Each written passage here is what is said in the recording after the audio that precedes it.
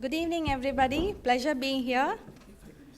Let me get into the presentation. MS Swaminathan Research Foundation has been involved in this hub and spokes model of knowledge revolution to basically bridge. Where's the guy? Where's the full screen? Yeah. All right, sorry. Yeah. Yeah, to bridge the knowledge, gender, and digital divide, appropriating the best fit technologies to reach out to the rural community. Picture speaks volume. I need not tell much, but let's reserve a question here. Are our services demand responsive to women, men, elderly, and children? And also I'm bringing a few more category of tribal community, farming community, and fishing community. Where I leave it to you.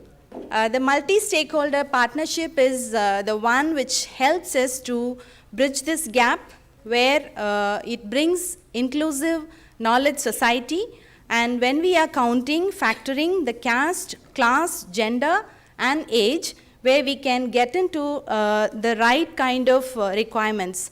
So this is where contemplating this, MSSRF has been rigorously involving the participatory rural appraisal techniques, the need assessment techniques to better understand what the community requires, where we deploy a few other techniques. Maybe when you are interested, you can also approach me later. These are a few examples how we engage community, and when we categorize their requirements, it falls under different category: agriculture, fisheries, education, health, animal husbandry, civil services, civic services, micro enterprise. And a few examples like in agriculture, I still remember earlier period we just got the requirements on government entitlements, then it moved on to monsoon and market related information, then the pest and disease related. Now if you ask me, then they are getting into the depth of information where the quality seed which are climate resilient. So to that extent they have grown, and these are some of the interventions where we try to address their requirements. The plant clinic program, this is one of another services where they are also coming out with their requirements. This is where we are also engaging the community very actively, because it's an experiential learning through which we try to understand their requirements as well as we tap their potentials to address the fellow community members' needs. The soil and water testing laboratory, through which we also involve the farming community to test their soils. The helpline, which is a dynamic instrument which tries to bring the real-time information requirements, needs from the community members, where we try to bridge the community with the experts. And if you look at this, I just try to bring you to the scenario where the tsunami struck during 2004. We are left with only 3 minutes. Within that time, we have to evacuate the entire village, and where MSSRF has done it through the public address system. So this is another paradigm of information requirements from the community. Fisheries intervention is a beautiful one. I'm really sorry that I'm unable to explain you in detail, but this is where, we start with one type of requirement, and then it moved to the another, and then finally we end up in a cyclic approach where for innovation you need not hunt anywhere.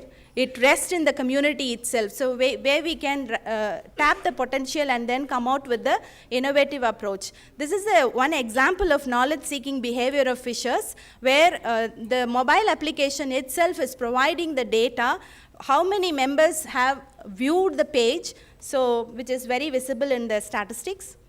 There are health requirements from the community. We started with women reproductive health, but now it has gone to many other facets: diabetics, headache, dental care, menstrual disorders, etc., etc. And the digital literacy for children, we started with the basic functional literacy. Now they have grown to take up advanced literacy courses. Women, breaking the boundary of stereotypical role, because we used to hear from our foundation that earlier when women were provided with such kind of services, they were quite shy to speak to anyone. But now if you ask, They are just breaking the boundary, and they are into computer literate. They are handling the tablet. They are handling the telephone to address their requirements on animal husbandry. They're also getting into the coconut tree for, through the training on coconut climbing. They're also into micro enterprise, where they are earning about per month about 5,000 in dollars, roughly about $83. And these are the scenario of the changing needs. And finally, what are we trying to achieve through this?